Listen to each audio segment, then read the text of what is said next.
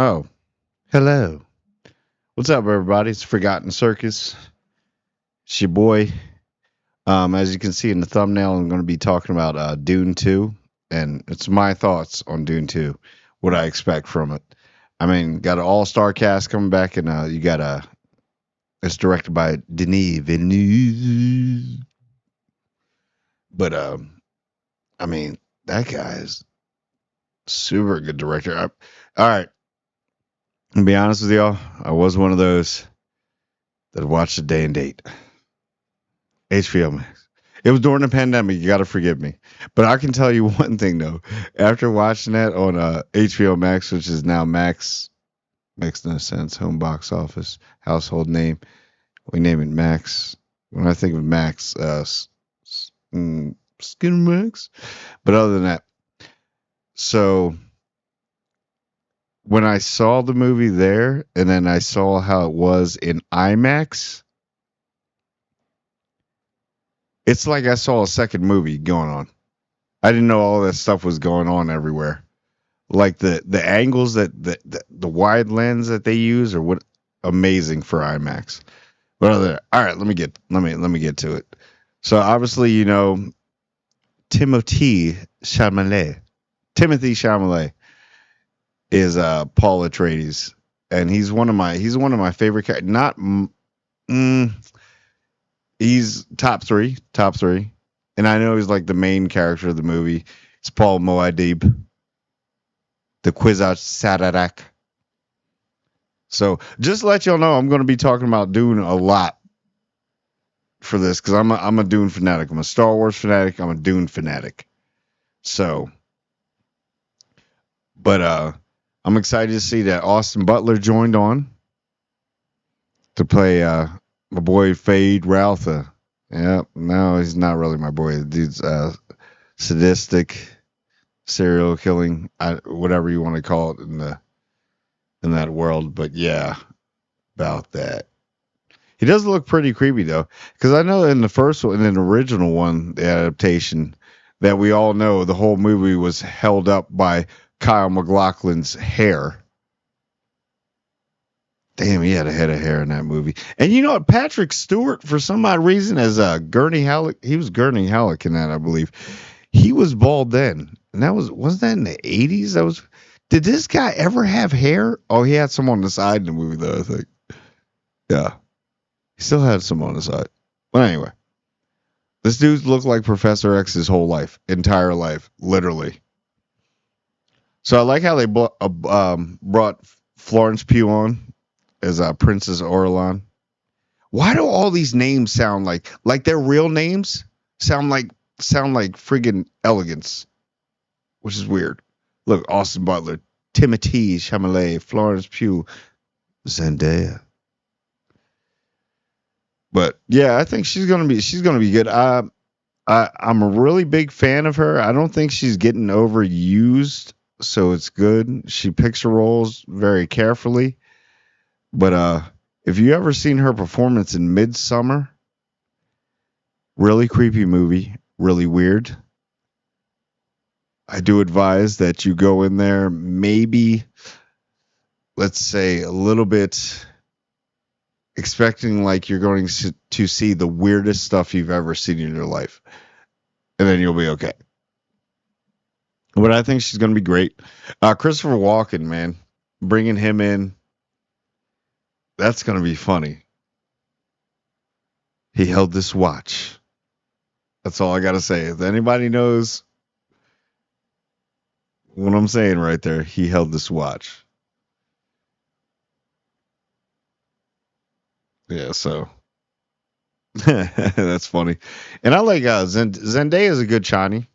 I mean, so I think the two of them are going to play off each other really well. Chani, or I'll say about Florence and Zendaya. They're actually going to play off of each other because I think they'll have good chemistry because those two are very important in Paul's life.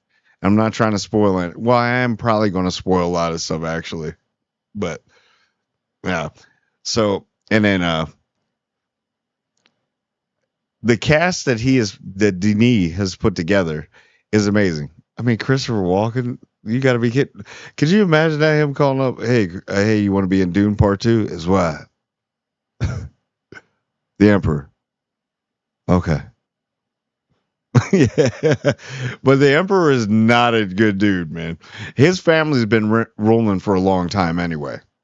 So, and I've read the books and all that, and I'm not as great as adapting it to like how how naturally like some people can do a verbatim.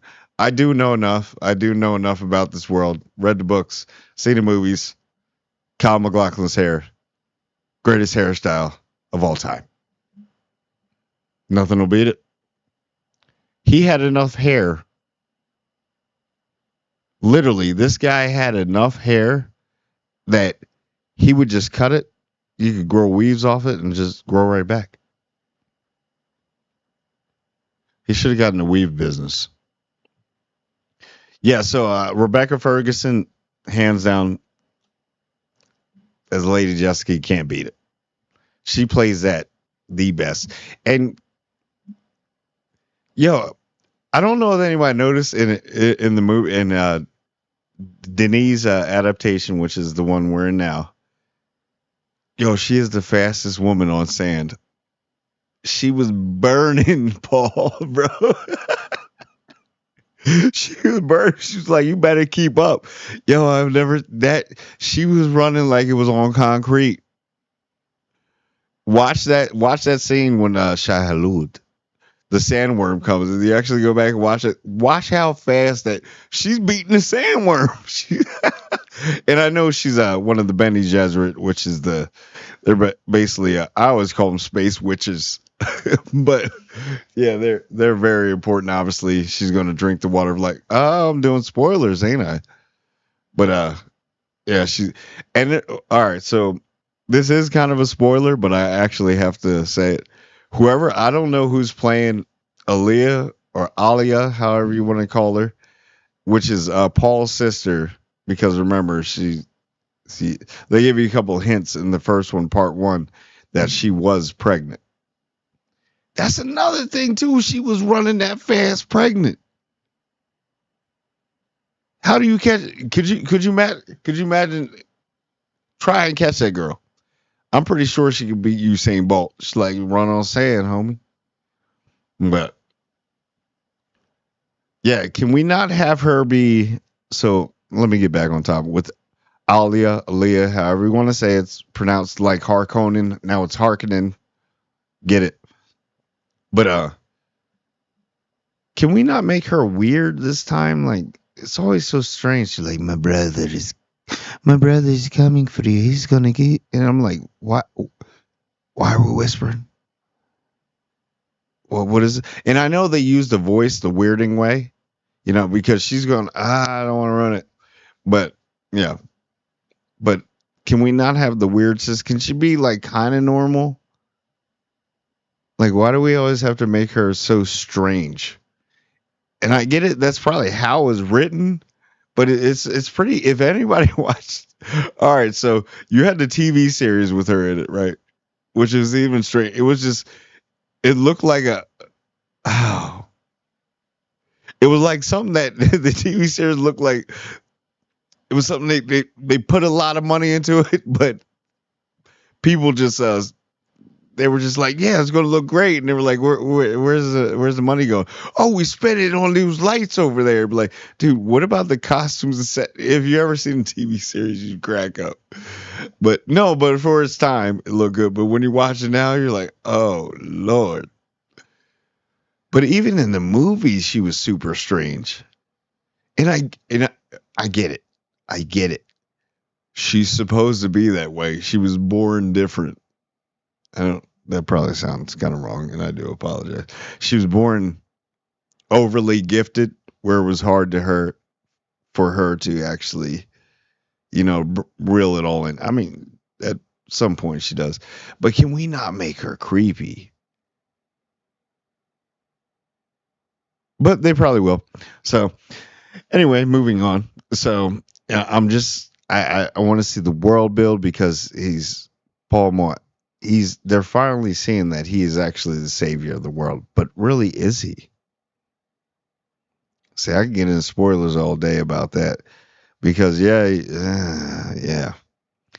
And then I like Stilgar, Javier Bardem. See, it's all prestigious names.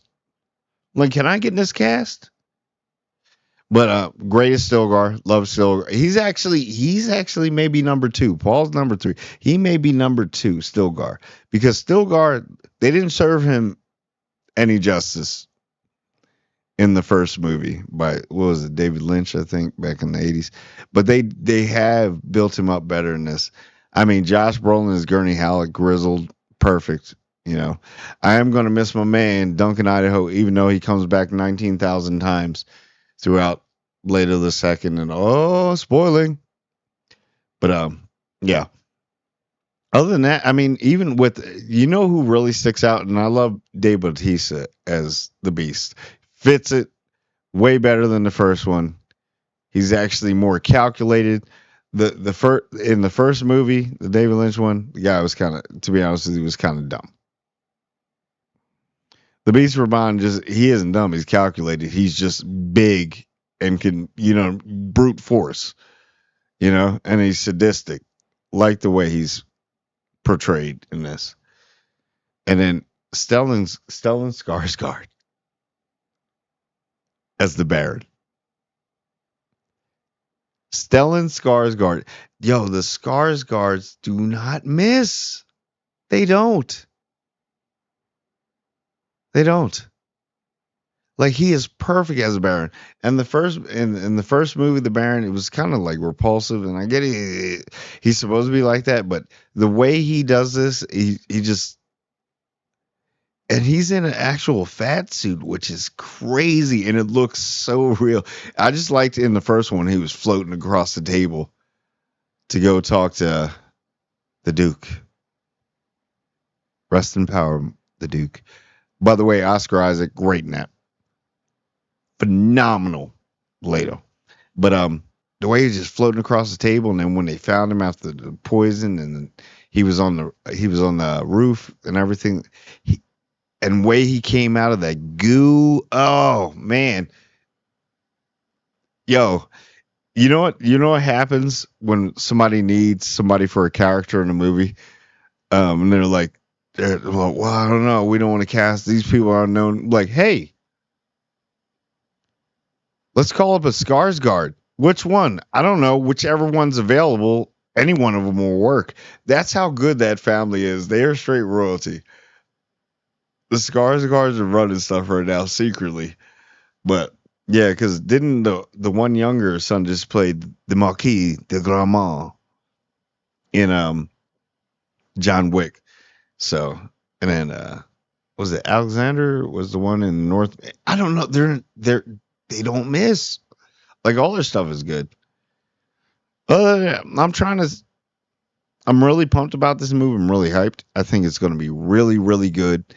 And it opened during the pandemic. They took a shot in the woods. They still made some money, but they got it out there.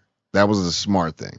They were like, yeah, we'll do day and date on HBO Max, and then we'll release in the theater. They still got money there, but then they still got some subscribers. Because to be honest with you, when I saw I wasn't subscribed to HBO Max then, or now Max, but I wasn't. But when I saw this was coming on there, I subscribed to it. So they at least got me. So, I mean, it kind of worked, but it kind of didn't. It kind of hurt the movie. But if he wants to do, because after this, I think Denis wants to do Messiah. He said he's up for it. So that would be pretty. So that, I mean, you could keep going. The Duneverse, however you want to say it, the Dune universe is very expansive. They could go so many. They could go back to the Butlerian Jihad. Look that up. That's crazy. But yeah, I think this is. I'm really pumped, and I think it's a huge cast. There's a lot of big names in this, but I like how he can individually have everybody get their own part in it. Everybody gets their own little section where you understand the character, even if it's so short. Denis has this way of kind of making it where the focus is on them, so you don't forget about them. You already know what they've been through, and he can do that in one scene, which is he's just a good director. And I don't know why he didn't get best director for this movie. I mean, you got to be a clown, like these awards. He did this, directed, it got pushed back, got delayed. Then he had to basically he filmed on location. This guy literally filmed on location. Didn't have all the screens, all the stuff. Real environment. And he can't even get best director or like, well, I don't know. So this is my little rant about this. I don't know. Tell me what you think. Um, like, comment, and subscribe. Hit the notification bell. We're going to start pumping out more and more videos. They're going to get more extensive. We're going to do longer podcasts. So I'm going to have call-ins and everything like that. So just to let you know, I'm a huge Dune person. Huge. Like it's man, that and Star Wars are like right there. I mean, and I'm gonna say, and everybody be like, "Well, do you like Star Trek?" I'm like, "Well, I like Deep Space Nine." Yeah, not a Trekkie. It's cool. I watch them every once in a while. It's cool. But yeah, Star Wars, Dune. Mm. But if y'all remember, my favorite movie of all time, hands down, no matter what, is Gladiator. No, I don't think anything's ever going to dethrone it. But I don't know. That first Dune, though, sometimes I put Dune on as like background noise, the new one, and I still find myself sitting down to watch it. So I know if they're anything close to what the first one was, they're going to see the 800 million range. I can't say a billion.